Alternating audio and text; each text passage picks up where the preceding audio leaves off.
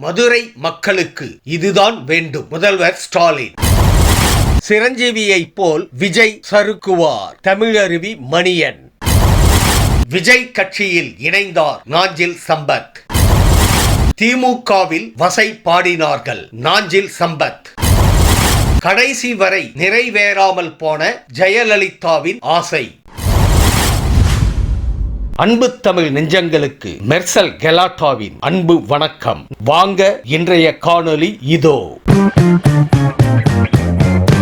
Metro rail, AIIMS, புதிய தொழிற்சாலைகள் மற்றும் வேலை வாய்ப்புகளை தான் மதுரை மக்கள் கேட்பதாக முதல்வர் ஸ்டாலின் தெரிவித்துள்ளார். திருப்பரங்குன்றம் சர்ச்சையை குறிப்பிட்டு பதிவிட்ட அவர், மதுரைக்கு தேவை வளர்ச்சி அரசியலா அல்லது டேஷ் அரசியலா என்பதை மக்கள் முடிவு செய்வார்கள் என சூசகமாக மத்திய பாஜக அரசை சாடியுள்ளார். மதுரை மெட்ரோவுக்கான தமிழ்நாடு அரசின் அறிக்கையை மத்திய அரசு திருப்பி அனுப்பியதும் குறிப்பிடத்தக்கது.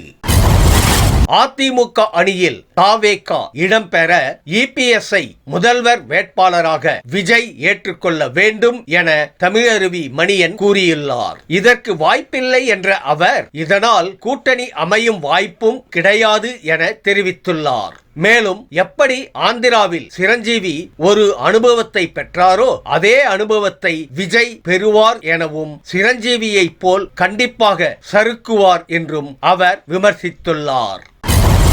திராவிட இயக்க பேச்சாளர் நாஞ்சில் சம்பத் தாவேகாவில் இணைந்துள்ளார். அண்மை காலமாக திமுக மீது அதிருப்தியில் இருந்த அவர் தற்போது விஜய் கட்சியில் இணைந்துள்ளார். செங்கோட்டையனை தொடர்ந்து நாஞ்சில் சம்பத்தும் தாவேகாவில் இணைந்திருப்பது அக்கட்சிக்கு பலமாக அமையும் என அரசியல் விமர்சகர்கள் தெரிவிக்கின்றனர். மதிமுக, திமுக, அதிமுக உள்ளிட்ட பல கட்சிகளில் நாஞ்சில் சம்பத் பயணித்திருப்பது குறிப்பிடத்தக்கது. 6 ஆண்டுகளாக எந்த அரசியல் கட்சியிலும் தான் இல்லை என்று நாஞ்சில் சம்பத் தெரிவித்துள்ளார். தாவேகாவில் இணைந்த போது நான் உங்கள் ஃபேன் என விஜய் சொன்னதும் மெய்சிலிர்த்து போனதாக நெகிழ்ந்துள்ளார். நாடு முழுவதும் பரப்புரை செய்ய விஜய் தனக்கு அனுமதி அளித்துள்ளதாகவும் அவர் தெரிவித்துள்ளார். மேலும் அறிவு திருவிழாவில் தன்னை நிராகரித்ததாகவும் திமுகவில் தன்னை வசைபாடியதாகவும் குற்றம் சாட்டியுள்ளார் நாஞ்சில் சம்பத். அது தவறான பார்வை. ஏன்னா இதுக்கு முன்ன தம்பி விஜய் தேர்தலை சந்திக்கலை, இனிமேல் தான் சந்திக்க போறாரு. சந்திக்க போகிறேன் என்று சொல்லி அவர் பயணத்தை புறப்படுகிற பொழுது தமிழ்நாட்டில் வரலாற்றில் எந்த தலைவர்களுக்கும் கூடாத கூட்டம் அவருக்கு கூடுகிறது. செங்கோட்டையன் சில நாட்களுக்கு முன்னாடி தவைக்கால் இணைஞ்சிருக்காரு. இப்போ நீங்களும் தவைக்கால் இணைஞ்சிருக்கீங்க. ஒரு சீனியர் நீங்க எல்லாரும் இருக்கும்போது இங்க விஜய் அவர்களுடைய சுற்றி ஒரு இளைஞர் பட்டாளமே இருக்கு.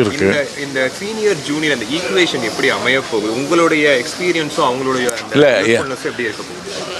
எனக்கு எந்த வேலையை தந்தாலும் அதை முழுமையாக செய்வேன்.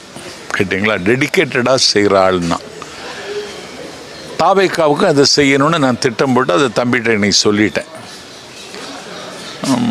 தாராளமாக செய்யலாமே அப்படின்னு சொன்னார். ஒரு நாடு தழுவிய அளவில் இந்த பிரச்சாரத்தை இன்னொரு வித்தியாசமான வடிவத்தில் மக்கள் மத்தியில் கொண்டு சேர்க்கறதுக்கு இன்னும் இருக்கிற ஜென்சி இருக்காங்களே அவங்களையும் தொடுகிற இடத்துல இருக்கிற ஒரு சொற்பொழிவாளர் நாஞ்சில் சம்பத். அது உங்களுக்கு செய்து தருவதில் எனக்கு ரொம்ப மகிழ்ச்சி. செய்து காமிக்கிறேன்னு சொல்லிட்டு வந்தேன். 2026 2 பெரிய திராவிட கட்சிகளுக்கு நடுவில் ஒரு புதிய கட்சி. இந்த கட்சி அதிமுக என்கிற கட்சி 2026 வரைக்கும் இருக்குமான்னு தெரியல எனக்கு. எடப்பாடி தலைமையில் டிசம்பர் 10ஆம் தேதி கூடுகிற பொதுக்குழு எடப்பாடி தலைமையில் கூடுகிற கடைசி பொதுக்குழுவாக இருக்கும். அரசியலில் ஆண்களுக்கே சிம்ம சொப்பனமாய் திகழ்ந்த முன்னாள் முதல்வர் ஜெயலலிதாவுக்கு அரசியலை விட்டு விலகும் எண்ணம் இருந்தது என்றால் நம்ப முடிகிறதா? ஆம், அரசியல் ரேஸில் இருந்து விலகி புத்தகங்கள், மியூசிக், செல்ல பிராணியுடன் தோட்டத்தில் நேரத்தை செலவிட ஆசைப்படுவதாக 1999 நேர்காணல் ஒன்றில் அவர் கூறியிருக்கிறார். யாரையும் சந்திக்காமல் எதுவும் பேசாமல் அமைதியான வாழ்க்கையை வாழ வேண்டும் என்ற அவருடைய ஆசை கடைசி வரை நிறைவேறவே இல்லை.